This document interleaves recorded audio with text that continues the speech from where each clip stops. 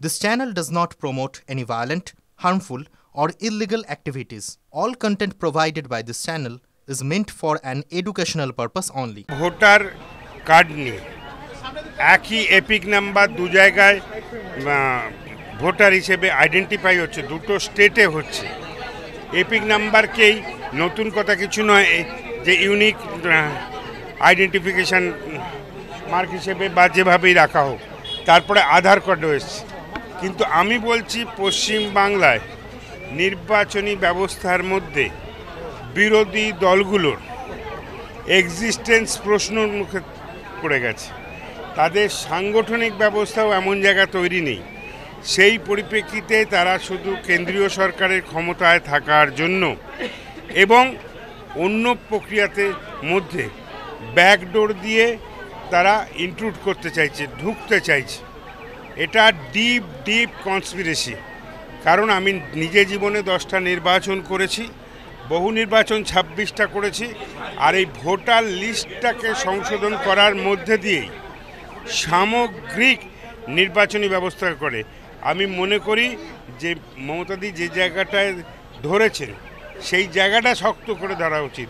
কিন্তু এই শক্ত করে ধরার মধ্যে দিয়ে অনেক বড় ষড়যন্ত্র কিন্তু তার পেছনে হতে পারে। নির্বাচন কমিশন ইটসেলফ অ্যাডমিট করেছে, মমতাদি যে অভিযোগ করেছে সেটা তো অ্যাডমিটেড হয়েছে ইলেকশন কমিশন দ্বারা। এরপরে বিভিন্ন কমপ্লিকেশান নিয়ে বলছে টোটাল ভোটার লিস্টকে, টোটাল এপিকগুলোকে আমি রেকটিফাই করব।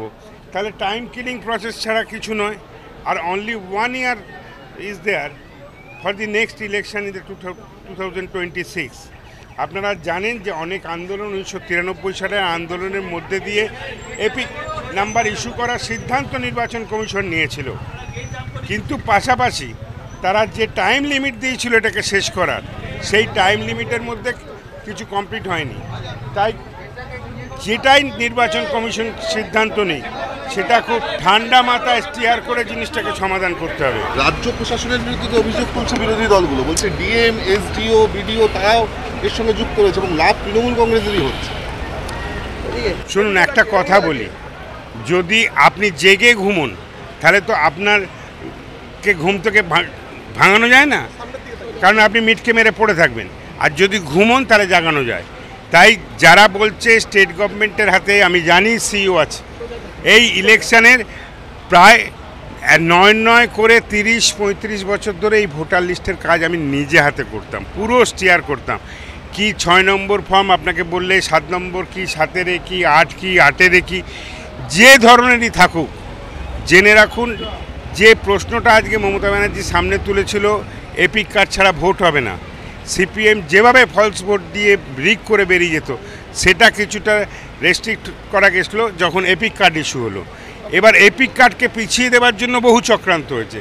এবার যখন উনি একদম মানুষের সামনে ফেলে দিলেন যে একটা লোকের ইউনিক এপিক কার্ড কী করে সেই লোকটা গুজরাটের ভোটার হয়, রাজস্থানের ভোটার হয়, কুচবিহারের লোক কী করে অন্য স্টেটের ভোটার হয়, এবং সেটা যখন ইলেকশন কমিশন অ্যাডমিট করেছে, ইলেকশন কমিশন অ্যাডমিট করার পর যে বিচ্ছিন্নভাবে এটা সিইওর ঘাড়ে বা বিএলও বলে বা যা বলবার চেষ্টা হচ্ছে, পেছনে কিন্তু গভীর গভীর গভীর ষড়যন্ত্র আছে।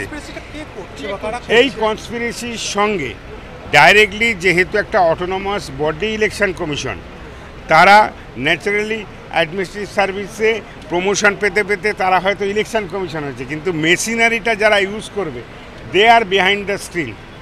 এবং সেই বিহাইন্ড দ্য স্ক্রিনই আজকে বলতে হয় যে আমি কোনো মৃত ব্যক্তির সমালোচনা করতে চাই না। দেখবেন 2006 ইলেকশন কমিশন যা যা বলছে, সেই সময় সিপিআইএমের স্টেট সেক্রেটারি, আজ উনি নেই, তিনি বারবারই বলছেন অ্যাডমিট করছি। তারপরেই কিন্তু অভিযোগ উঠেছিল যে ইভিএম ম্যানিপুলেশন হয়েছে, মমতাদি তুলেছিলেন। অনেক ক্ষেত্রে টেকনিক্যালি দেখানো সম্ভব হয়েছিল যে ইভিএম ম্যানিপুলেশন হওয়া সম্ভব। আজকে তারা সরকারে ক্ষমতায় এসে গিয়ে কেউ স্বরাষ্ট্রমন্ত্রী হয়ে গেছেন, কেউ প্রধানমন্ত্রীর দায়িত্ব নিয়েছেন, তারা জিনিসটাকে আজকে উড়িয়ে দিচ্ছে। কিন্তু একদিন তারাই এই প্রশ্নগুলো সামনে এনেছিলেন। আর এই জায়গায় দাঁড়িয়ে তাই সিপিআইএমের আজকে অর্গানাইজেশানে একটা তলানিতে গিয়ে ঠেকেছে। বিজেপি যে কথাটা বলতে চাইছে, তারা যে ধরনের কমিউনালিজমের কথা বলে একটা সেকশন অফ পিপুলের ভোটের ওপর ডিপেন্ড করছে। তাই পশ্চিমবাংলায় বিরোধী দলের কোনো দলের 2026-এ তাদের যে নিজের ভবিষ্যৎ নিজেরাই বিলীন করে ফেলেছে। আজকে এই ভোটার লিস্টের ওপরে যে সিরিয়াস ম্যানিপুলেশন, আপনারা যে বলছেন যে 27 লক্ষ আছে, 27 লক্ষ হোক 70 লক্ষ হোক, এই নাম্বারগুলো বাজারে খেলিয়ে দেওয়ার নাম করে অনেক বড় ষড়যন্ত্র হতে পারে।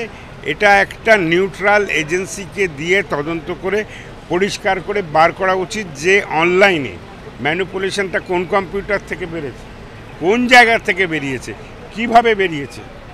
এটাকে এই এত সহজ করে জিনিসটা সাদা চোখে দেখলে হবে না। রাজনীতি যেমন সাদা চোখের জিনিস নয়, তেমনি এই ভোটার লিস্ট ম্যানিপুলেশনটা হঠাৎ করে একটা উঠেছে, এটা কিন্তু এত সাদা চোখে দেখার ব্যাপার নয়।